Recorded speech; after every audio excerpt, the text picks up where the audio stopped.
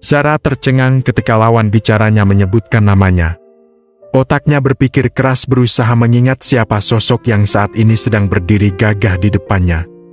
Seorang lelaki tampan dengan tinggi badan 179 cm. Rambutnya hitam legam dengan gaya potong undercut.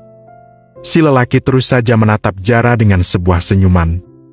Seolah dia sedang menguji IQ Zara untuk mengingat siapa sebenarnya dirinya. "Sudah ingat?" tanya si lelaki tersebut. Zara menggeleng pelan, dia benar-benar tidak ingat siapa sebenarnya lelaki misterius itu. "Aku Yuda, atau biasa dipanggil si Cupu, sudah ingat?" Seketika Zara langsung membungkam mulutnya dengan tangan kirinya. Dia terkejut karena dipertemukan kembali dengan sosok yang pernah membantunya saat masih duduk di bangku sekolah menengah atas. "Yuda yang dulu pernah bantuin aku jahit rok di perpus?" tanya Zara memastikan. Yuda mengangguk. "Akhirnya ingat juga," ujarnya sambil tertawa lirih. "Astaga, kamu ngapain di sini? Penampilan kamu?" Potong Zara lalu memperhatikan kembali penampilan Yuda. Yuda yang sekarang memang sangat berbeda 180 derajat dengan Yuda yang dulu. Dulu saat masih sekolah di SMA Sanjaya, Yuda selalu dikucilkan karena memiliki bentuk tubuh yang sangat kurus. Selain itu, kacamata yang selalu menempel di matanya semakin menambah kesan idiot. Semua ini karena proses panjang Ra. Kalau aku tidak merasakan sakitnya dikhianati, mungkin aku tidak akan pernah bisa seperti ini. Wah, kamu benar-benar berubah. Aku sampai tidak mengenalimu. Zara menepuk pundak teman di masa SMA-nya. Dia merasa bangga saat melihat perubahan seseorang sedrastis itu. Yuda dan Zara sama-sama menjadi korban bullying saat masih di sekolah. Fisik mereka yang bermasalah memang menjadi faktor utama siswa-siswa lain untuk merundungnya setiap hari. Jika Zara memiliki tubuh yang gemuk, maka berbanding dengan Yuda yang memiliki tubuh sangat kurus. Selain itu, Yuda juga memiliki banyak jerawat di wajahnya. Sebenarnya Yuda dan Zara memiliki paras yang baik, hanya saja saat itu mereka belum bisa merawat diri dengan benar. Obrolan panjang terjadi antara Zara dan Yuda.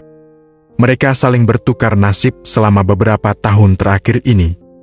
Dari obrolan mereka, Zara menjadi tahu jika sosok Yuda merupakan pewaris satu-satunya perusahaan hotel terbesar di Jakarta. Wajar jika saat ini penampilan Yuda berubah total. Uang bisa merubah segalanya. Dengan melakukan berbagai macam perawatan, Yuda yang awalnya buruk rupa berubah menjadi seorang raja. "Lalu, apa yang kamu lakukan di hotel bersama anakmu? Kemana suamimu?" tanya Yuda penasaran. Zara berdecak kesal, dia mengatakan dengan gamblang apa yang sedang terjadi pada rumah tangganya. "Orang kalau sudah selingkuh memang susah sembuh Ra. Aku tidak yakin jika suamimu tidak akan mengulanginya kembali. Cerai memang keputusan yang tepat," ujarnya berpendapat. "Hus, kamu ngomong apaan sih? Yud, aku sangat mencintainya," omel Zara yang saat ini sudah duduk di dalam kamar hotelnya. Regan yang sudah berada di atas ranjang nampak tertidur pulas sambil memegang tamas hijau kesayangannya. "Cinta katamu? Apa dia mencintaimu?" desak Yuda pada Zara. Zara menggeleng pelan, 7 tahun penantian untuk mendapatkan hati Daven berakhir dengan sia-sia. Perasaannya selama itu tidak pernah terbalas karena hati suaminya hanya untuk mantan kekasihnya saja, tanya. Sudahlah. Aku masih banyak pekerjaan. Kalau ada apa-apa jangan sungkan hubungi aku. Ini kartu mamaku." Pesan Yuda lalu beranjak pergi dari tempat duduknya. Zara menyimpan kartu nama di dalam selipan dompetnya. Tetapi dia baru ingat jika ponselnya sudah hancur dibanting semalam. "Astaga, ponselku!" pekik Zara sambil menepuk jidatnya dengan keras. Dia menjadi panik sendiri karena saat ini tidak membawa alat untuk berkomunikasi. "Nomor yang Anda tuju sedang tidak aktif. Cobalah beberapa saat kemudian." Bukan suara Zara atau cucunya yang didengar, justru suara Veronica yang menjawab panggilan dari Tari. Dia terlihat sangat cemas karena mendapati ponsel Zara tidak aktif sedari pagi. "Van, ini istri sama anakmu lagi di mana? Ibu udah coba telepon tapi nggak nyambung-nyambung." Kepanikan terlihat sangat jelas di gurat wajah seorang wanita tua. Dia benar-benar merasa kehilangan sosok anak perempuannya. "Daven tadi juga udah video call berulang kali buat mastiin Regan baik-baik saja. Kayaknya Zara emang sengaja matiin ponsel biar kita nggak ganggu-ganggu lagi, Bu," ujar Daven berusaha meracuni Tari dengan prasangka buruk. "Astaga, lindungi cucu dan menantuku ya Allah," lirih Tari sambil menggenggam ponselnya kuat-kuat. "Sial, kenapa ibu sesayang itu sama wanita gendut kayak Zara? Kalau gini ceritanya, pasti akan sulit untuk membujuk ibu untuk menerima kehadiran Tanya." Batin Daven bergejolak, dia hampir putus asa karena melihat ibunya sangat menyayangi istrinya yang gendut itu. Malam semakin larut, kediaman Daven yang semula ramai karena suara gelak tawa Regan mendadak jadi hening. Makan malam terlewatkan begitu saja. Tari yang biasanya memasak di dapur bersama menantunya kali ini lebih memilih duduk termenung di ruang tamu. Malam itu, Tari sangat berharap Zara dan cucunya tiba-tiba saja pulang ke rumahnya. "Bu, makan dulu. Daven sudah pesenin nasi goreng spesial. Ayo dong, jangan ngelamun kayak gitu terus." Daven berusaha membujuk ibunya agar mau beranjak dari tempat duduknya. "Ini semua salahmu, Van. Sebagai suami, kelakuan kamu memang biadab," umpat Tari dengan suara tercekat. Kali ini perasaannya tidak bisa dibohongi. Tari yang awalnya memilih sabar dan menghadapinya dengan kepala dingin akhirnya tumbang juga. Dia merasa malu karena memiliki anak sebrengsek Daven. Seumur-umur Tari tidak pernah mengajarkan Daven untuk menjadi lelaki pecundang. Apalagi keluarga Tari terkenal sebagai keluarga yang agamis. Saat mendiang suaminya masih hidup, Tari sekeluarga selalu mengadakan pengajian setiap minggunya. Mereka sampai menghadirkan ustadz ternama di kotanya untuk mengisi acara pengajian. "Ibu kok malah nyalain Daven? Sejak awal kan, memang Daven tidak pernah setuju dengan perjodohan ini. Kalau saja dulu ibu dan ayah setuju aku menikah dengan Tanya, pasti ceritanya tidak akan seperti ini." Daven berbicara dengan begitu lantang. Dia bahkan lupa jika sang ibu memiliki riwayat penyakit jantung. "Tutup mulut!" Tari menatap tajam ke arah Daven, tetapi belum sampai kalimatnya selesai, tiba-tiba saja tubuh Tari melemas bersamaan dengan rasa sakit di dadanya. "Bu, ibu!" panggil Daven panik. Pekik Tari kesakitan. Tangannya menekan dada dengan kuat. Bahkan kali ini tubuhnya sudah terhuyung ke bawah. Dengan sigap Daven meraih tubuh ibunya. Tanpa berpikir panjang, Daven langsung menuju garasi dan membawa ibunya untuk pergi ke rumah sakit. Jam 11 malam, kedua mata Zara masih terjaga. Pikirannya kembali teringat tentang perselingkuhan suaminya. Suara desah En itu kembali mengusik telinganya lagi. Zara mengacak-acak rambutnya yang bergelombang. Penampilannya saat ini benar-benar seperti singa kelaparan. Ditatapnya pantulan wajah yang ada di cermin. Dia mengutuk dengan lirih dan mencaci maki dirinya sendiri. "Siapa suruh kamu jelek? Siapa suruh kamu gendut kayak Kudanil? Kalau suami sudah selingkuh kamu bisa apa? Hah?" Zara menatap dengan lekat wajahnya kembali. Hingga tiba di mana saat dia ingat dengan sosok yang ditemuinya tadi pagi. "Yuda, aku akan meminta bantuan padanya. Kalau dia saja bisa, kenapa aku tidak?"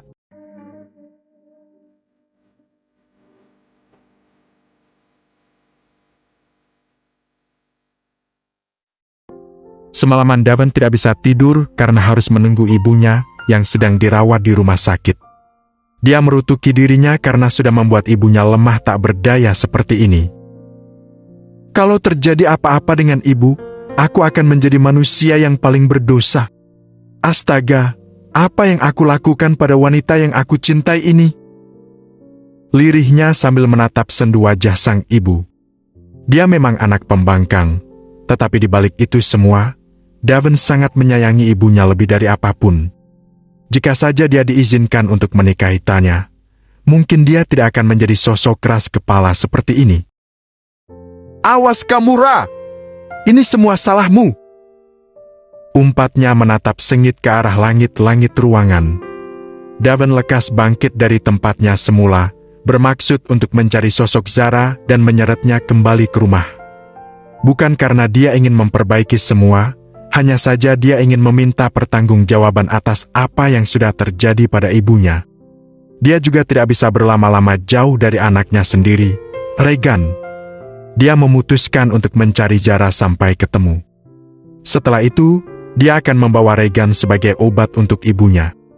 Di tempat lain, Zara dan Yuda tengah bertemu dengan dokter spesialis gizi untuk konsultasi mengenai berat badan Zara yang berlebihan. Dengan melakukan konsultasi ini, diet yang akan dilakukan Zara lebih sesuai dengan profil tubuh dan lebih terukur. Awalnya Zara sempat ragu ingin meminta pertolongan pada Yuda. Dia merasa sungkan karena baru saja bertemu tetapi sudah sangat merepotkan teman lamanya itu.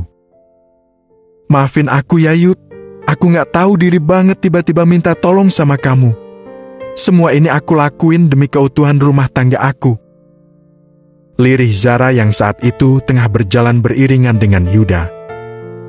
Dasar bodoh! Ejek Yuda dengan suara tawanya. Hei, siapa yang bodoh? Protes Zara dengan ujung bibir yang mengerucut. Tentu saja kamu. Untuk apa kamu melakukan semua ini kalau hanya ingin kembali ditindas? Harusnya kamu menunjukkan pada suamimu jika kamu bukanlah wanita yang bisa diremehkan. Tunjukkan padanya jika kamu bukanlah pengemis cinta. Sahut Yuda pada Zara. Zara menghela napas berat. Dia benar-benar sudah dibutakan oleh rasa cintanya pada Daven. Lalu, aku harus bagaimana? Tanya Zara dengan polos. Balas dendamlah. Setelah cantik nanti, perlakukan suamimu sama seperti saat dia memperlakukanmu dulu. Buat dia bertekuk lutut terlebih dahulu sebelum kamu siap untuk melanjutkan rumah tangga kalian kembali. Bukankah kamu ingin merebut hatinya? Buat dia benar-benar jatuh cinta padamu sedalam-dalamnya. Yuda menjelaskan panjang lebar. Zara termenung sesaat. Dia memikirkan baik-baik setiap kalimat yang diucapkan oleh Yuda. Jika ditelaah, ada benarnya juga semua ucapan Yuda saat ini. Dia harus bangkit dan mampu membuat Daven jatuh cinta padanya. Hingga selang beberapa jam kemudian, Zara dan Yuda sudah selesai dengan urusan konsultasi mereka. Aku makasih banyak sama kamu ya Yud. Kalau nggak ada kamu mungkin aku nggak ada niatan untuk memperbaiki diri. Selama ini kamu tahu sendiri kan, gimana fisik aku. Aku memang payah dalam urusan fisik. Zara menertawai dirinya sendiri. Berhenti menyalahkan dirimu terus-menerus. Mulai sekarang, aku akan mendukungmu dengan penuh. Aku juga pernah di posisi sepertimu, Ra, bahkan nasibku lebih tragis. Sudahlah, tidak perlu dibahas. Mulai sekarang jangan malas untuk berolahraga. Sekarang aku akan mengajakmu berbelanja beberapa buah dan sayur untuk program dietmu. Berbagai macam sayur dan buah-buahan segar terlihat sudah memenuhi troli milik Yuda dan Zara. Setelah beberapa saat berkeliling di pusat perbelanjaan, Yuda dan Zara akhirnya memutuskan untuk kembali ke hotel. Zara merasa sangat bersalah karena sudah meninggalkan Regan dengan seorang babysitter dadakan yang disewa oleh Yuda. Yuda berhenti di depan hotel angkasa miliknya. Aku masih ada pekerjaan, Ra. Aku antar sampai sini saja ya. Kalau ada apa-apa jangan sungkan hubungi aku. Dan ini. Yuda mengeluarkan sebuah ponsel baru lalu disodorkan untuk Zara. Ini apa? Tanya Zara kebingungan. Aku sempat melihat ponsel hancur di kamarmu saat ngobrol semalam. Aku pikir itu memang ponselmu. Entah kenapa aku berinisiatif membelikan ponsel ini untukmu. Pakai saja. Anggap ini sebagai ucapan selamat atas niat baikmu untuk merubah penampilan. Zara semakin dibuat bingung. bisa-bisanya Yuda memperlakukannya dengan sangat baik. Apa ini tidak berlebihan? Kita baru saja bertemu dan kamu sudah sebaik ini padaku. Dengan cara apa aku membalas semua ini, Yud? Astaga, beruntungnya aku bertemu dengan orang sebaik kamu, Yuda. Ucap Zara sangat bersyukur. Jangan pikirkan soal balas budi.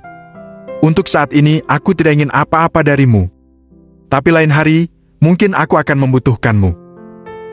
Yuda tersenyum senang ketika bisa berbuat baik pada teman di masa sekolahnya itu.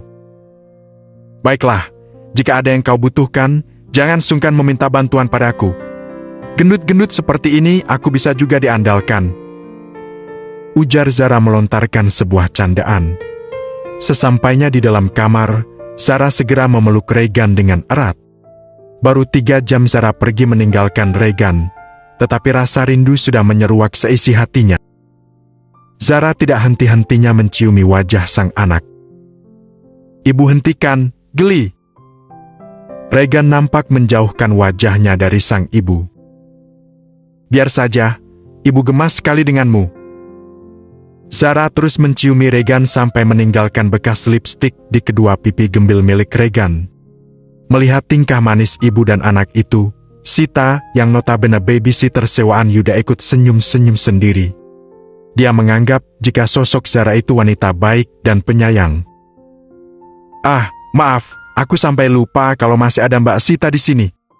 Sekarang Mbak Sita boleh pulang. Sebelumnya terima kasih banyak ya atas bantuannya. Maaf kalau tadi Regan sempat merepotkanmu. Ujar Zara sungkan. Tidak apa-apa Bu Zara, kebetulan saya sudah dibayar untuk mengurus Regan selama sebulan penuh. Tadi Pak Yuda bilang kalau saya akan menjadi babysitter Regan sementara waktu. Mendengar jawab Sita, kedua mata Zara terbelalak. Dia tidak menyangka jika Yuda akan melakukan hal sampai sejauh itu. Astaga! Apa dia sudah gila? Kenapa dia memperlakukanku sebaik ini? Batinnya heran. Zara segera memasang kartu baru di ponsel pemberian Yuda. Dia berniat akan menghubungi Yuda untuk meminta penjelasan mengenai Sita yang akan menjadi babysitter untuk Regan. Zara sedikit keberatan karena memang selama ini dia tidak pernah menyewa seorang babysitter atau asisten rumah tangga untuk dipekerjakan di rumahnya. Zara berulang kali mencoba untuk menghubungi Yuda, tetapi teleponnya tidak mendapat jawaban sama sekali. Mungkin dia sedang sibuk. Akan kuhubungi lagi nanti. Katanya bermonolog. Zara memainkan ponsel lalu mencari-cari nomor suaminya yang masih tersimpan di alamat email.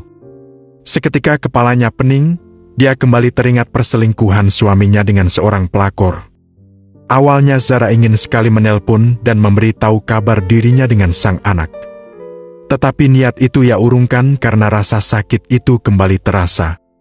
Zara meletakkan ponselnya kembali tanpa menghiraukan bagaimana keadaan yang sebenarnya saat ini sedang terjadi di rumah Daven.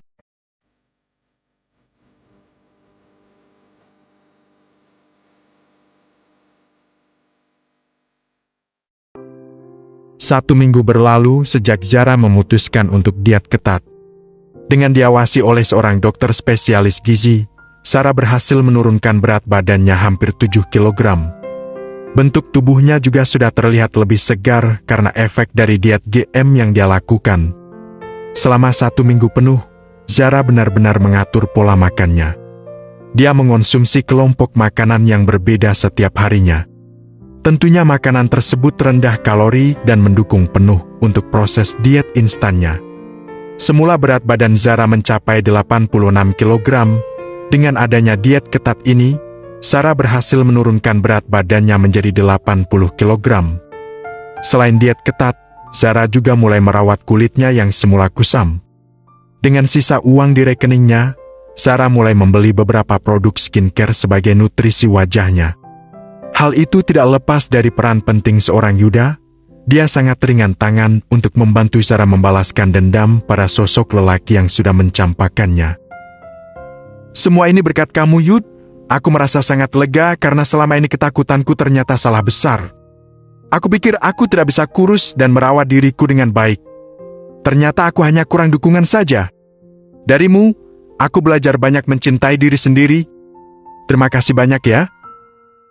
Celoteh Zara ketika Yuda kembali mengunjungi Zara dan Regan di hotelnya. Tidak masalah, aku senang jika ada orang yang mau berusaha sepertimu. Hari ini, tepat 7 hari setelah kepergian Zara dari rumah Daven, Zara merasa sangat bersalah karena belum berani untuk menghubungi Daven ataupun Tari. Dia masih mempertimbangkan semuanya dengan baik. Dia tidak mau kembali lagi salah jalan meskipun Yuda sudah menyuruhnya untuk membalas dendam perbuatan Daven dengan perubahan penampilannya. Ini waktu yang tepat untuk pulang. Bagaimanapun juga, anakmu masih butuh sosok seorang ayah. Maaf karena aku sempat menyuruhmu untuk bercerai saja dengan suamimu yang cabul itu. Setelah aku pikir-pikir, ternyata bercerai bukanlah jalan yang baik. Mendengar wejangan dari Yuda, Zara akhirnya luluh juga dan berniat akan menghubungi Daven kembali. Rencananya nanti siang dia akan kembali ke rumah untuk memberi keputusan mengenai nasib rumah tangga mereka. Ayah! Teriak Regan setelah panggilan video call-nya dijawab. Regan! Hei, nak, apa kau baik-baik saja? Di mana kamu sekarang? Kenapa lama sekali liburannya, sayang? Suara lelaki yang selama ini sudah dirindukan Zara kembali terdengar. Zara membiarkan Regan asik berbicara melalui video call dengan sang ayah. Ibu bilang, nanti siang liburannya sudah selesai. Oma kemana? Aku kangen banget sama Oma. Celoteh Regan kegirangan. Oma ada sayang, dia sedang sarapan di ruang makan. Apa kamu akan pulang hari ini? Mana ibumu? Zara terkejut saat mendengar Daven mencari-cari keberadaannya. Mungkinkah Daven menyesal karena sudah berselingkuh darinya? Pikir Zara sedikit percaya diri. Ibu, ayah nyariin ibu. Seru Regan sambil menodongkan layar ponsel ke arah Zara. Saat itu, Sarah yang sedang sibuk memakai soft lens sedikit terganggu karena Regan terus saja menyodorkan ponsel kepada dirinya. Mau tidak mau, akhirnya Zara menerima ponsel tersebut dan disandarkannya di meja rias. Ada apa? Ucap Zara begitu datar. Sekuat tenaga Zara menahan diri untuk tidak terlihat lemah di hadapan suaminya. Sementara itu dari arah seberang, Daven tertegun ketika melihat wajah Zara melalui layar ponsel miliknya. Dia merasa jika sosok wanita yang sedang berbicara dengan dirinya itu sedikit berbeda dengan sosok yang dilihatnya 1 minggu yang lalu. Ada apa? Ulang Zara kembali. Nggak apa-apa. Kamu lagi di mana? Cepetan pulang sekarang. Ibu lagi sakit. Seketika wajah Zara menatap layar ponsel dengan cepat. Dia menjadi cemas ketika mendengar Tari sedang sakit. Di mana ibu sekarang? Apa jantungnya kumat lagi? Gak usah banyak tanya. Udah cepetan pulang. Lagian sok-sokan minggat segala. Kalau mau cerai tinggal cerai saja. Gak usah banyak derak. Panggilan berakhir. Sialan, main matiin aja teleponnya. Daven mengumpat sambil melempar ponsel yang digenggamnya. Hatinya memanas karena melihat sikap Zara yang mulai berani setelah minggat selama 7 hari. Tetapi rasa kesal yang dirasanya berangsur memudar bersamaan bayang-bayang wajah Zara di telepon tadi. Apa aku tadi tidak salah lihat? Atau jangan-jangan ada yang salah dengan mataku? Tangan Daven mengusap-usap kedua matanya, memastikan jika matanya benar-benar sedang tidak bermasalah. Siang pun tiba, Regan dan Zara sudah tiba di rumah Daven dengan membawa koper mereka kembali. Tanpa permisi, Zara langsung masuk ke dalam kamar Tari untuk memastikan keadaan ibu mertuanya. Sita yang saya itu tetap ikut bersama Zara memilih untuk mengajak Regan bermain di ruang tamu. Bu? Panggil Zara dari arah belakang. Tari yang sedang duduk termenung membelakangi pintu lantas menoleh dan mendapati menantunya kembali pulang. Zara! Lirih Tari setengah tidak percaya. Apa yang terjadi dengan ibu? Apa ibu baik-baik saja? Katakan bu, apa ibu masih sakit? Zara menghujani Tari dengan berbagai macam pertanyaan. dapat terlihat dengan jelas di raut wajah Zara jika dia sangat mengkhawatirkan keadaan Tari. Tari menggeleng pelan, dia menjelaskan jika seminggu yang lalu penyakit jantungnya kambuh. Untung saja Tari segera mendapat penanganan yang tepat, sehingga Tari bisa kembali menjalani rutinitas seperti sedia kala. Ada yang aneh darimu, entah benar atau salah. Kau sedikit kurusan, Ra? Tanya Tari sambil memegang kedua bahu menantunya. Zara mengangguk malu, ternyata bukan dirinya saja yang merasa jika badannya sedikit kurus. Dia lega karena orang lain juga menilai sama dengan penilaiannya. Selain itu, kau terlihat semakin cantik. Hei, siapa yang mengajarimu sampai seperti ini? Apa kau pergi dari rumah sengaja karena ingin mempercantik diri? Kenapa tidak bilang dari awal, Nak? Ibu pikir kamu benar-benar sudah tidak mau datang ke sini lagi. Ibu sangat takut kehilanganmu dengan Regan. Ujar Tari lalu memeluk menantunya itu. Ibu, jangan bicara seperti itu. Kemarin Zara cuma butuh waktu untuk menenangkan diri dulu. Lagian, Zara akan tetap terus bersama ibu. Zara akan mempertahankan rumah tangga Zara dengan Mas Daven. Tari melepas pelukan dan menatap Zara dengan senang setelah mendengar pernyataan menantunya. Entah kenapa Tari merasa sangat bahagia seperti mendapat sebongkah berlian. Di ruang tamu, Daven duduk bersila sambil menemani Regan bermain kereta. Sita yang ikut pulang ke rumah ikut duduk dan memerhatikan Regan yang senang bermain dengan sang ayah. Apa aku boleh tanya sesuatu? Tanya Daven pada sosok wanita berumur 23 tahun tersebut. Ya Pak, Bapak mau tanya apa? Jawab Sita. Apa Zara yang menyuruhmu untuk mengasuh Regan selama dia menginap di hotel? Dan berapa bayaran yang sudah dia berikan padamu? Tanya Daven penasaran. Dengan sopan Sita menjelaskan jika dirinya sudah dibayar penuh oleh sosok pengusaha kaya di Jakarta. Dia juga mengatakan akan tinggal sementara di rumah Daven sampai masa sewanya selesai. Mendengar jawaban Sita, Daven hanya bisa mengangguk pura-pura paham meskipun di benaknya sedang dipenuhi dengan berbagai macam pertanyaan. Daven tidak mau terlihat peduli dengan segala urusan yang bersangkutan dengan istrinya. Mbak Sita, mari ku antarkna ke kamar. Terdengar suara wanita yang hampir selama 7 hari ini sudah tidak didengar oleh Daven kembali. Seketika pandangan Daven menatap takjub penampilan Zara yang terlihat sangat berbeda. Apa dia benar-benar istriku yang gendut itu? Batin Daven merasa heran.